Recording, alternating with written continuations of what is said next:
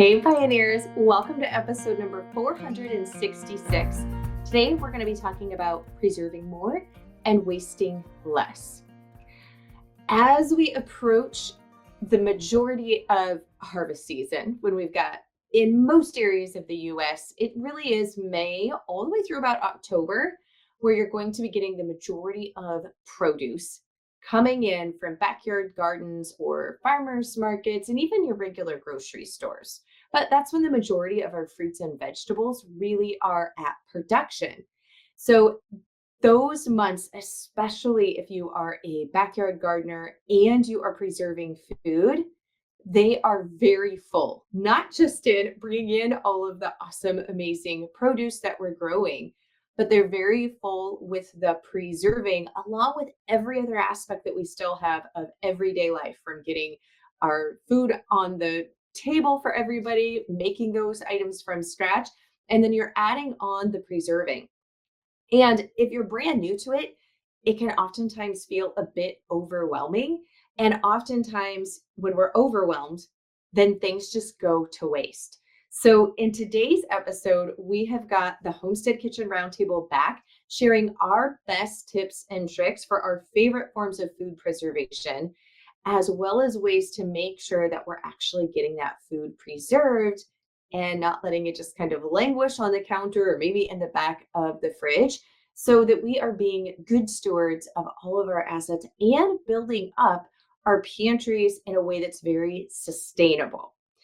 Now, I'm also hosting a Homestead Kitchen Efficiency and Food Preservation Crash Course. It's going to be starting this coming Monday, if you're listening to this episode as soon as it publishes, May 5th through May 9th. I'm going to be going live every day. We're going to have awesome, amazing trainings covering all the types of home food preservation. Not only that, but I will be helping you create your own custom home food preservation plan so that you know what ways you're going to use everything and actually get it implemented this year, as well as having your kitchen and pantry be efficient and working for you. So if you have not reserved your seat yet, you are going to want to go to melissaknorris.com/crash, and it will take you straight to the registration page. We just have a plethora of items to help you in the kitchen. And releasing May 6th, it's almost there, is my brand new book, Home and Handmade. This is a full-on cookbook. There's step-by-step photos, instructions, over 100 recipes, not only for getting dinner, all your meals, all the squares made from scratch, simple ingredients and recipes that taste amazing that will help you in the kitchen. But I've also got herbs in here and homemade body care and cleaning recipes, because truly it's all the aspects of the home, even though the majority of that feels like it is in the kitchen. And we have got some amazing pre-order bonuses you are going to want to get your hands on. You can find information about getting your copy of the book and all of the bonuses. You guys, I'm talking over $275 worth of bonuses for ordering the book. And right now, the book on pre-order on most sites, it's less than $25. Go to melissaknorris.com/handmade, and you will see all of the information, including those bonuses and some really great coupon codes from some of my favorite suppliers for actually getting good ingredients to help you fill your pantry. All right, now on to today's episode. Well, welcome back, everybody, to our Homestead Kitchen Roundtable. And I'm really excited for today because it's like my favorite subjects. And we're going to be sharing about our favorite preservation methods for food specifically, and any tips or tricks. So I have one of those where mason jars are my love language, but you can use mason jars in all the forms of home food preservation. And so I'm really excited because I love each one of them for different reasons, but I'm curious as to which ones you guys pick and why. So, in no particular order, Sophie, let's start with you. What's your favorite method of home food preservation? My favorite would be the fermentation and specifically in a half-gallon mason jar because that's my preferred and the easiest way. That's the way that I grew up with my mom. We didn't do much canning growing up, actually at all. And so that's still something that I have yet to master. But my most comfortable method of food preservation is fermentation. Okay. Rachel? Oh, my favorite, I have to say, I love all of them, but freeze drying because it's so hands off. Since I got that thing, I mean, I canned my entire life, but freeze drying because it's so quick and it lasts for so many years. I do still do lots of canning for certain things, but and also dehydrating. There's certain things I like certain ways, and I'm sure we'll talk about that later, but freeze Yeah. drying. Okay. Michelle? Well, I'm kind of with Rachel on it because freeze drying you don't have to do as much hands-on time, but I'm still getting comfortable freeze drying. So I guess I'll say dehydrating because you put it in the dehydrator and then you can walk away and come back later. Okay. Well, I think mine is still canning, but the reason for that is because with the freeze dryer, where we have it set up in our house in the pantry, which is for those of you watching the video version of this on YouTube, it's just on the other side of the wall here in my office. In the middle of summer, it gets too hot for me to use because we don't have air conditioning in the house. And so I can't run the freeze dryer in the middle of summer just because it creates so much extra heat. So in the middle of summer, it's not my favorite because of that reason. But then on the flip side, whatever I can put in the freezer to then freeze dry later, I love it once it starts to cool down because I actually will use that to help heat this section of the house and mainly my office. Like I just slide the door open so that the heat comes in. So it works really well, but it just depends on the time of the year. But I'm with you. I love the freeze dryer for putting it in there and being able to walk away. It's not necessarily faster because most things take 24 to 48. If it's really liquidy, sometimes I've had stuff go even 3 days. So it's not faster in overall time, but hands-on time it is because you literally push the button and then you walk away and then you can come back a day or 2 days later and like it's done. So, but my favorite I have to say is still is canning. And I think just because I can do so much at once, especially pressure canning with the All American where I can double stack, I can get 20 jars of food done in one go and then it's shelf stable, it's already cooked, I don't have to add water. Like it literally is just waiting on the shelf for me no matter it's not contingent on anything else and it's grab and go. So I guess I just am a canner at heart. Okay, so for anybody, if they have a freeze dryer, here's a little tip. Mine's on a rolling cart and it's got a strap on it, kind of like the AV carts when we were kids in school. If you're, in your 40s and 50s, you'll remember that. And so it's got a strap that holds it on there. And I just roll it out on my covered front porch and we have outlets and I run it out there in the summer so I don't heat up the house. Well, that is Ooh, pretty that's a good. Okay, what good cart did tip. you get that's strong enough to support I that It's thing? stainless steel. It's a stainless steel like commercial restaurant cart on rolling wheels, Yeah? and it has a lower shelf, and that's where I keep all my supplies, and yeah, it's great. I That's I smart. have a rolling cart one too. I'll send you the link. What size is your freeze dryer? Is it the large or the Same as medium? yours. Yeah, medium. I gotta go measure some doorways now. Mhm. Yours will go right out the pantry door. It fits ours goes right out our front door. All Yep. right. That is good to know. We have a Uh-huh. rolly cart one for ours. Ours is medium, and I got mine at Harbor Freight. And Okay. so I learned how to drill a hole through the metal and then put the valve and the tubing through, and it goes right into a bucket down there. Oh, Might be you're the the same. drain. The drain, yeah. Gotcha. Okay. All right. See tips and tricks for I'm learning them already. This is why I love these. These are so much fun. Exactly. Okay. So just because I'll stick in our same order for now. So Sophia, with the fermenting, do you have any tips or tricks in regards to that? Yeah. So we obviously know like a 2 to 5% brine is good for vegetable fermentation, lacto fermentation. But the way that my mom and I'm quick, like I'm a lazy food preservation person, right? Especially when in the middle of summer we've got all these veggies coming in. what I'll do first is I'll just do a quick taste of the brine. And my mom always said, like when you taste the salt water, it should taste a little bit saltier than you have your like when you make soup or broth, right?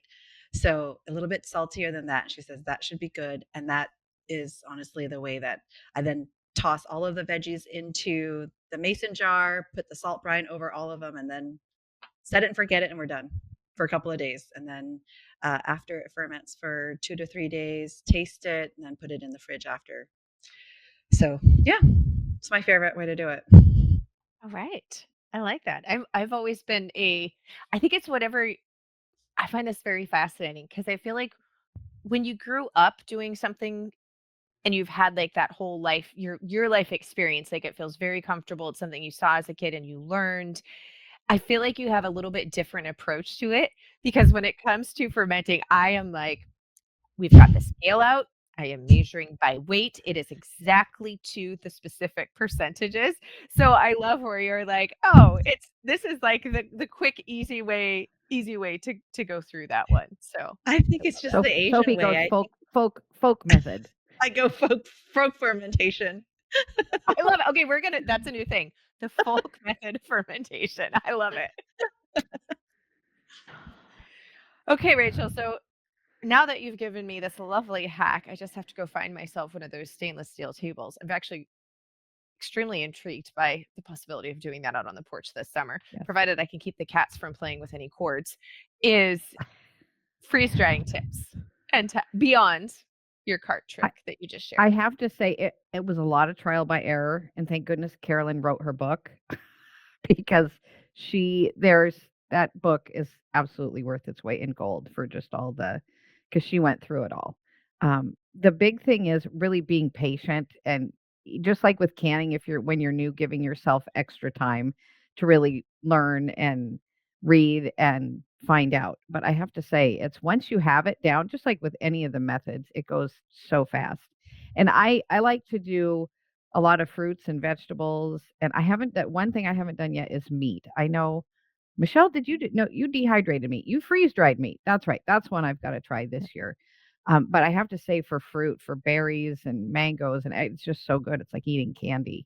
It's my absolute favorite. And now I have to say, I did get an email from Harvest Right. I think my freeze dryer is too old, but they have a fancy new thing where it's all Bluetooth to your phone. And so for anybody buying a new one, you can be anywhere and control it all with your phone. The biggest thing is making sure before you go to bed that you just have that extended dry time on so that it doesn't, cycle through and then stop with keeping it where it needs to be, is having that extra time on there. Yeah. And actually, in the month of May, Harvest Right is running a special. I think they have an additional $100 off coupon code. So we'll make sure any of the links that we're talking about, if there's any sales, we'll put them in the video description of this video. Or you can go to melissaknorris.com/466 because this is episode number 466. And we'll have links there. But I know typically they run really good sales in May, kind of that month before when everybody's getting ready before they hit the food preservation side. And the biggest thing with the freeze dryer is buy an extra set of trays, because a lot of times I'll have a whole set in the freezer and a set going in the freeze dryer. And then as soon as that's done, you do a quick defrost, you can pop those next ones in just to really save time. Yeah, I have really liked having the extra trays. In fact, one of the things that I've started doing is when I've got leftovers, but it's only like 1 or 2 servings, or it's just something that we've ate it for 4 days in a row and nobody else is wanting to eat any more of it, is just filling that in the tray. And I just keep the tray in the deep freezer until I get enough of them all the way filled up. And then I've just got all these different leftovers that I can run and put in. So having those extra trays so that you can do that is really helpful. Yeah, it is. And I like the lids too, because then you don't have to, they snap right on and fit really well, and you're not trying to do it with something else and keep it in the freezer from getting freezer burnt. Yeah, it makes stacking a lot easier. Much easier. Yeah. You're not playing Jenga. Yeah. Okay, Michelle, those dehydrating tips. Okay, well, before I start on that, I do want to address what Rachel mentioned earlier about freeze drying the meat. I have done that, and you can do freeze dried cooked or freeze dried raw meat. So if you're doing raw, make sure that when you label the package And remember to label the package that you write on there that it is raw. Yeah, that one's very actually kind of funny. I did liver when we butchered. I did a bunch of the beef liver, and I did it where I took the dehydrating temperature up during the dehydrating portion of the freeze drying just because it was raw, but I wanted it to be not completely raw, so I took it up as high as you could dehydrating wise. Still basically considered raw, but because I was consuming it in its raw form, once it had been freeze dried, then I powdered it. But note, powdered freeze dried liver looks the exact same in the jar as powdered hot chocolate. Because I had freeze dried homemade hot chocolate, and you pulse them in powder, and they're both brown, and they're pulsed, and they're very fine, right? And so I'm like, oh, like I was like double labeling. I'm like, if anything happens to the label, I need to make sure that it is very obvious. I'm like, you'd figure it out as soon as you taste it, but like, what a disappointment if you're anticipating hot chocolate and it's rehydrated liver in liquid form, my Lanta.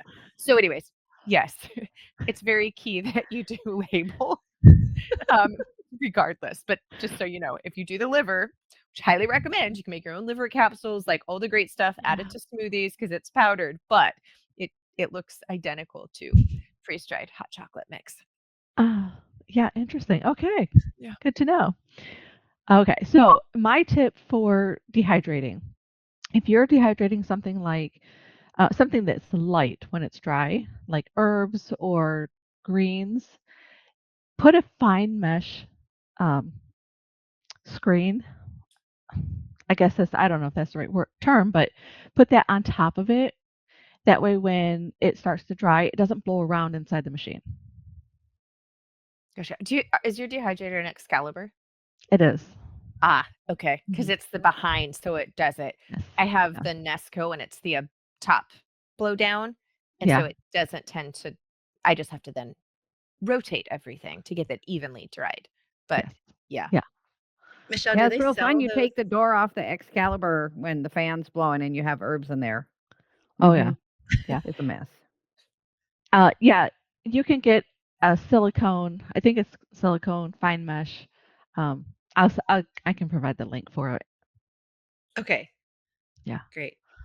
Now I'm curious though, what is each person's with that method? Like, what is your favorite thing to ferment? Like, if you could only, which thank goodness that is not the case for any of us, right? We can use all the methods and ferment and preserve all the things. But Sophie, if you could only like ferment one thing, like what would you be like?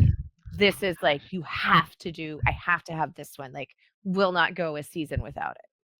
Oh, that's a tough one. Okay, I'll just throw it out there. Napa cabbage kimchi. Ooh, That's all my right. favorite.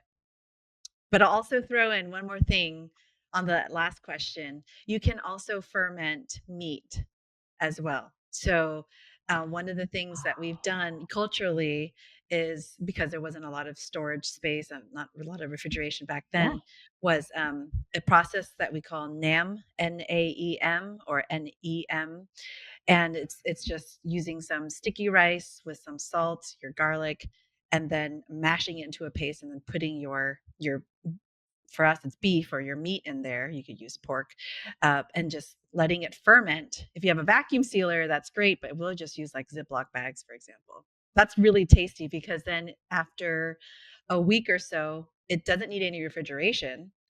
And after a week, you can literally just cook that right on the stove, and you're good to go. And Okay, it's so you ferment tasty. it raw and then Yeah. you cook it before. Okay. Yes. Yeah. Oh, It's interesting. really tasty. Yeah. So So my ground strips, like walk. I need a little more instruction here. okay, Walk me so through like this. short ribs.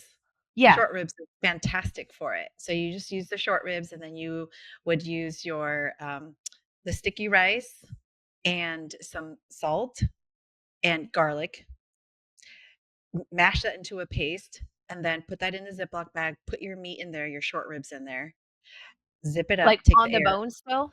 on the bone. Okay. Everything's, yep, just as if you were marinating. So it's kind of like a marinade, but this is Okay. something that you can leave outside because of the Okay. higher salt content. Okay. But then take out the air out, zip it, leave it, let it ferment for a couple of days, which is great because it saves on refrigeration. and then you can cook it right off the grill. And you can take the the the mash apart and turn that into a sauce too. So you just put some broth and cook with that. Yeah. Ooh. Okay. In October, when you come out, I think we need to do this one. Okay. That is fascinating. Well, I'm imagining, because we do a lot of dry aging of our beef before actually packaging and then putting in the freezer. So if there's enough of a fat layer, because it's not salted, you're doing 21 days if there's enough fat. If there's not enough fat, then it's going to be shortened to about a 14-day. But it breaks the enzymes down, like it creates a Yes. much, much better flavor as well as texture. It tenderizes it, it improves it, like all the things. So I'm imagining that this does something similar. Obviously, there would be because of the fermentation and the salt, there would even be a different flavor nuance. But I'm like, ooh, I want to. There is. Yeah, it is. That's exciting. Okay. Now I forgot where I was because now I'm just drooling over the thought of the meat. Okay, Rachel, I think you were up next, and your favorite freeze dried. I know you talked about fruit, but like, is there any like one thing where you're like, man, with the freeze dryer, this is it? I love the berries freeze dried, all of them. All of Just them. eat them like candy. I mean, of course, I should say, oh, more nutrients, this or that. But no, I love, especially Marion berries and strawberries, and those are some of my favorites. Okay, my favorite is watermelon because something about the texture when it's freeze dried, it's like cotton candy. And I know cotton candy with the way it's made nowadays with all the junk in it, like, yeah. But it's like nature's cotton candy. Like I can hoard a jar and like just eat an entire jar of freeze dried watermelon and it tastes just like cotton candy. Like I haven't done watermelon yet, but you gotta try it. So fun. Mango and pineapple are amazing freeze dried too. Yeah, I could see that. Yeah.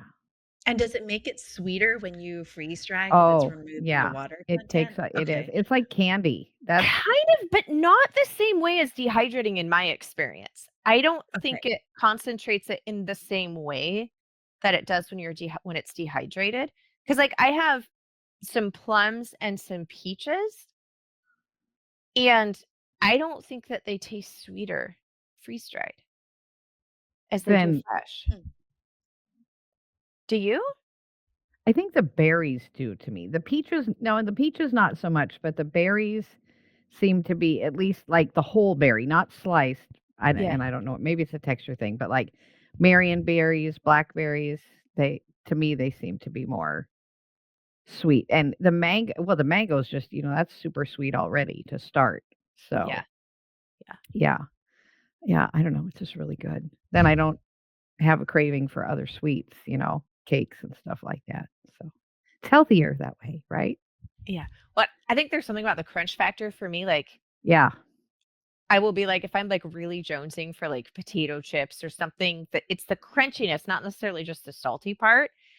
Then if I go and have some of like the freeze dried fruit because it's crunchy, it tends to like take the place of that need. Yeah. And so like the other day I really wanted potato chips and we don't even have any in the house. And so I went and had some freeze dried plums instead. But it hit that spot of the crunch. Yeah. Okay, Michelle, dehydrating. You could only pick one thing to dehydrate. What would it be? Pasta. Really? Yeah. Really? I was not anticipating that was going to be your answer. I know. You can tell. I have no poker face or voice. So here's why.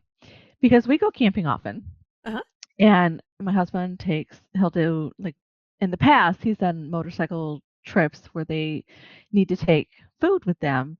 And the easiest food to take is dehydrated foods.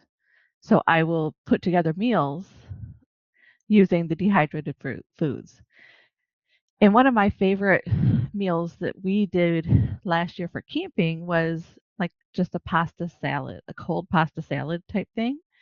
So it's really easy to put together. You have your dehydrated pasta, your dehydrated vegetable, whatever you're putting in there, peas, carrots, whatever, and then just take a pouch of the tuna or chicken and some like ranch seasoning and mix it all together with some cold water. And, a couple hours later, you have your lunch ready to go and you hardly did anything. Okay, so when you do the pasta, you have to cook it first Yes. and then drain it and then kind of dry it off and then put it in the dehydrator, right? Yeah. I mean, I drain it. Okay. I don't try to dry it up. I'm like, it's going to dry when it Yeah, with your little dehydrates. towel. Each little noodle gets to dry Yeah. off. No. Yeah. Okay. Okay. Yeah. Interesting. So that's why I say pasta, because it's an easy, quick, dehydrated meal for me to put together. I don't have a whole lot of measuring, it's just I kind of eyeball it. Could you do the same thing with freeze drying? Like, could you freeze dry your I'm sure pasta you too? could. I'm sure you could. I haven't done like the pasta in the freeze dryer, but I'm sure it would be the same thing. Like, Okay. and a lot of times I'll mix dehydrated and freeze dried foods together in a meal, and it comes out just fine.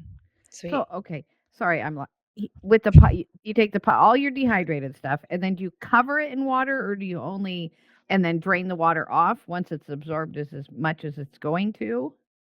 Yeah, if there's excess water, then Okay. it just gets drained off. Okay. Yeah, so you don't put the seasoning in until after.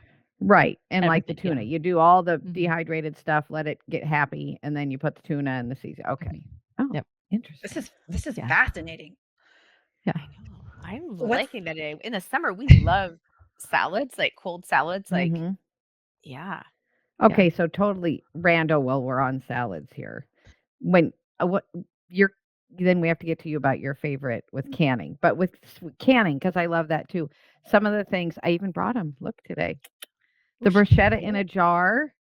I still can that because it's awesome in the winter for pasta or to put on salads anytime and to just have on the shelf. And then I brought another one, the 3-bean salad. This is Oh, either on yes. in one of That's the my Ball books or the Ball website. I don't remember. Or maybe Yeah. it's on National Center for Home Food Preservation. But same thing, you can just have literally a green and just put that on it and you've got a salad. Yeah. No, I love that one. Actually, and on freeze dried, I think right now our favorite thing well, mine was the freeze dried watermelon, but for Clay, and it would run a close second, is we've been freeze drying our wild foraged mushrooms. So chanterelles and morels, which there isn't safety data on pressure canning wild mushrooms because there's so many different kinds and textures and sizes. So there is instructions that have been tested for pressure canning safely, like your white button, like domesticated grown mushrooms, but that's because it's the same type of mushroom and the density and all of that can be figured out, which there's just so many wild mushrooms and they're all different sizes and density. There isn't one. So that being said, we've been freeze drying them, which now I'm thrilled because prior to that, we were freezing them. I had tried dehydrating them, but I didn't like the rehydrated texture as well. Oh my gosh. Freeze dried, though, is phenomenal for mushrooms. So, what we found is if you like a lot of times we'll do like grilled onions or like I'll saute or do a stir fry or something and want to add the mushrooms in.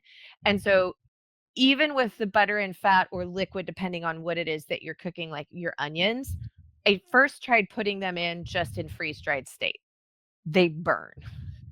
So you do need to slightly rehydrate them before cooking once they've been freeze dried. But what we've discovered is just lightly rehydrating them in broth and then throw them in your stir fry or whatever it is that you're doing, like sauteing them. Oh my goodness, it almost intensifies the flavor. Like I love the taste of mushrooms. So if you don't, obviously you're not going to like this. But if you're a mushroom person, it like makes the morel more morelly. It makes the sort of like it's like the best flavor and like the texture is phenomenal because it's not soggy because you only slightly rehydrate them with the broth. Oh my goodness, it is so good. I'm like, oh, we didn't pick enough. Like we've been going, I have my half and gallon jars of freeze dried, and I'm like, I don't think we did enough. Now I'm gonna have to start measuring out how much we use and monitoring. But super good. But that brings me actually to if I could only pressure can like one thing, actually is broth. Just because I use broth for so many things in the kitchen and so many meals. And so being able to just open that jar really fast of the broth and like just get it going for sauces and gravies, especially when I haven't like roasted meat to have the drippings to make gravy. Um, and even just like drinking, like a lot of times, especially if we're not feeling good or in the middle of winter, I just love having a hot cup of just broth. Like I'll just sip on broth instead of tea sometimes. So definitely broth is would be my, thank goodness we don't have to do one though, like amen. But yeah, it would be broth. Okay. Thankfully, we don't have to only preserve just one thing using one method. However, there is a sanity factor because when everything is coming on in the garden or even from grocery stores, or we have all the seasonal produce, and so much of that happens really between May and about September. So, our best tips and tricks for organizing your day, organizing your season so that you really can get the maximum food preservation out of this upcoming harvest season. Who wants to go first? I'll go first. So I think it's really key to understand when things are in season so that you don't miss the window for preserving them. Because I know in the past that has been an issue for me because our lives are busy and it may be something that's on my list of things to do, but then before I know it, we're way past time to preserve the peaches. Yeah. So that I would think, yeah. Yeah. No, that's really good. Knowing what you want to make and when it's on is key. Exactly. In fact, that's one of the things I love about our homesteading foundations and, well, previously called, for some of you might be familiar with it, the Harvest to Table guide that comes out every month. Will be being renamed shortly, but that is one of my favorite things about it because it knocks it out for you every single month, both fruit and vegetable. Because sometimes I feel like personally, I really with fruits, I really know, maybe that's because we raise so many of them ourselves. So I kind of already know I'm like, ooh, strawberries are coming on first, and then we're hitting raspberries, and then the blueberry. I've kind of got all those down. But when it comes to the vegetables, especially crops that we can't grow here, I don't have as much intuitive knowledge of like, oh, this is when they're on and I need to start grabbing them. And so having that every month where it comes out and it's like, these are the ones, and this is what you look for, especially if you're not growing it yourself or it's not something that's grown in your region, like even knowing what to look for. So I know what is best flavor when it's in peak and like all of those things. I find that so incredibly helpful. Yeah, absolutely, is knowing when that is. And then the other thing now, since before we come into the season when everything's very, very abundant, checking all your supplies, making sure if you're canning, fermenting, anything that you need jars for, making sure you have jars. I never have enough of the weights. It seems like because I ferment more and more every year. And I have to say some things ferment better in a narrow mouth and, they're just a little tiny weight. So that's on my list. I need to order a few more of those this year and just making sure you have everything, like Michelle said, for your dehydrator. If you need, that screen to go over herbs, just so you're set to go when the time comes and you're not running around stressed out. Okay, I've never seen a weight for a regular. Oh, they're the cutest little things, Michelle. They're like this big. I haven't I've either. never seen those. I've only had the wide mouth. Yeah, In fact, no, they're just cute as a button, literally. they're just little tiny things. Yeah, So they're great. interesting. Where did you get them? We have here in Olympia, we have a farm store that's awesome that carries all kinds of great stuff. You can get them online too. Yeah, I've just never look seen up them. narrow mouth fermentation whites. Yeah, they're super cute. Okay, we're gonna have to hunt them up because actually, it's funny. Clay and I were just going through inventory of our jars actually, and I'm always low on quart wide mouth jars. I feel like like at the end of the season, like that last month of September and October, that's what I'm trying to hunt up and being like, is there some in the back or what? Yeah. So that was one thing we just put on ours is I need to get another case of quart wide mouth, at least one more case, but wide mouth specifically. So that's I do not have any of the little narrow mouth. Yeah, they're very cool. Okay. Yeah, but there's certain stuff that with fermenting that it works a lot better with a narrow mouth. I mean, you can't get your hand in there. You have to use a fork, but just it keeps it under the brine. Or if you want to just do smaller amounts, there are, we have a lot of people in the academy that are only doing it for one person and they want to do it in a smaller amount. So, yeah, kind of interesting. My Yeah. my mom, I grew up with her boiling rocks and using that as weights. Oh, Yep. That's Embarrassing what to admit, we but Hey, no, our no, pickle not at crocks. all. When we would crock our pickles to dill them before we canned them, that's what my mom, because we lived on the river, she'd send me out, "Go get a flat rock, Rachel. I can't find last Mhm. year's. Your brother took it and played with it." Yeah, and Yeah. we'd scrub it and she'd boil it up, and that's what we'd Yeah. use to hold the plates Okay. down. Okay, good to You're know. not 'Cause I alone, always sister. You're not alone. this is all No. newfangled, like the glass weights, and you have to make sure that they have a little nozzle in front so you can easily grab it. I love it. But yeah, Well, and truth be they're told, that's a good pricey. point. You don't have to have all that stuff. You could use a rock. You could use a smaller jar. There's different if and that's the thing. You want this to be attainable. So there's always another option.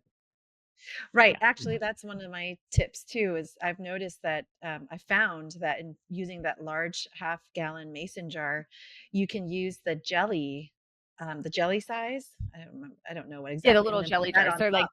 Yes. yeah, 4 to 6 ounce. It depends on the jelly jar, but or even 2 ounces. Yeah. Yeah, they have the little shorty, And it tiny.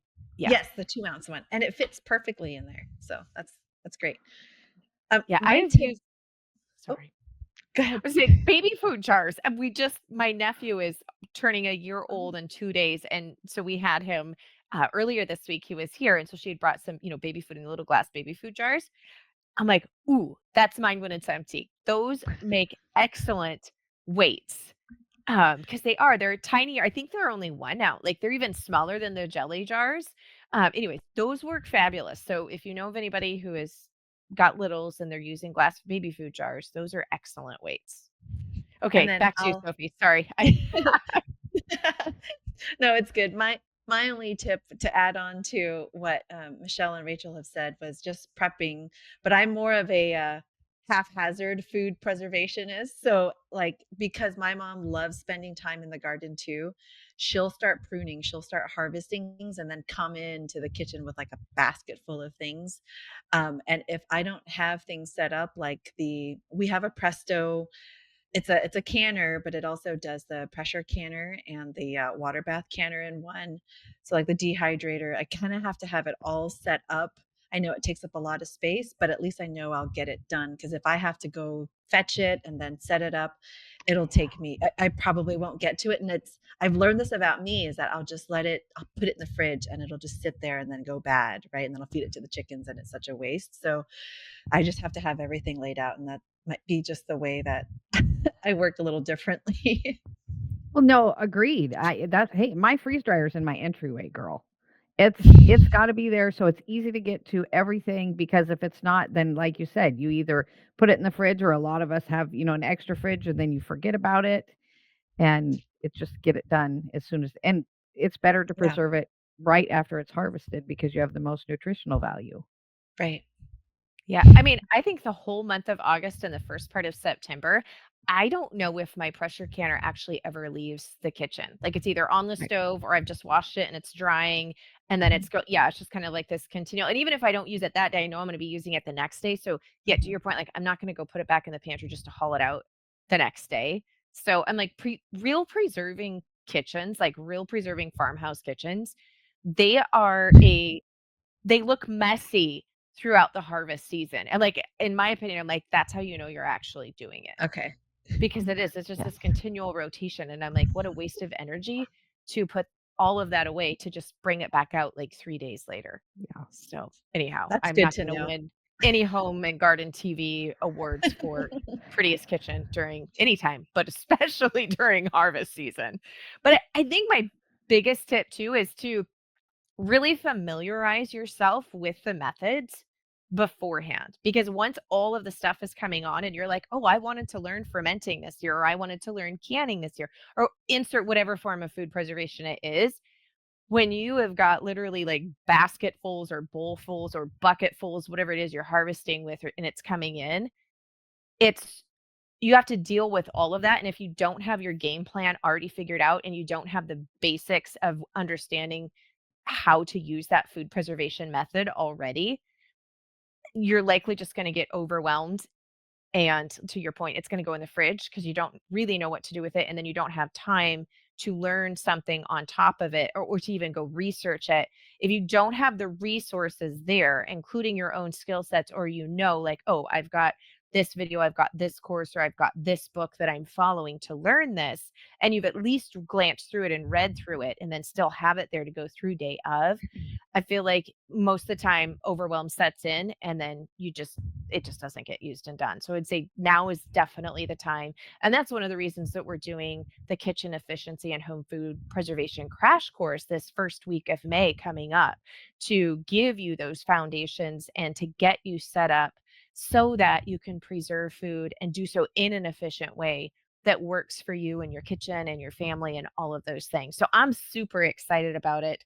I know you guys are too, even though you may have been lovingly calling me names when we decided to do it, because of the amount of work to do it is. But I'm super excited. I think it's going to help a lot of people. So if you have not registered and snagged your spot yet in that, there is still time. I highly recommend going and doing it, because if I do say so myself, it's going to be phenomenal. I'm super excited for it.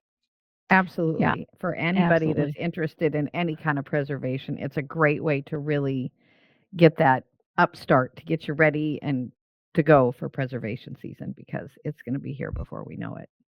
Right, is. exactly. Just get everything in place, not just your appliances, but also your skill set, and do it right before harvest season.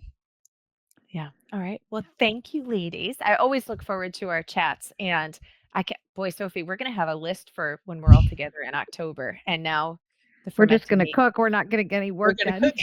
cook. Right. and That's eat. totally fine. Amen. Right. Yeah, it's going to be great. Awesome. Okay. Well, thank you, ladies. We'll talk soon. Well, I hope that you enjoyed that episode and got some great tips. As mentioned, we have a ton more tips to share with you in the Homesteading Kitchen crash course. I really hope that you take advantage of that and you come and join us, because the pantry, having a well-stocked pantry and having these skill sets to put up food for your family, is the best form of insurance that you can have. It brings peace of mind, it brings health, and it is, as I said, it's insurance against whatever is going on with the economy, be it tariffs or inflation or supply chain issues. Knowing these skill sets and putting them into place is your guarantee to make sure that you don't have to stress out about those items. So I hope that you come, and I will see you, I hope, in the crash course. Until our next episode, blessings and mason jars for now.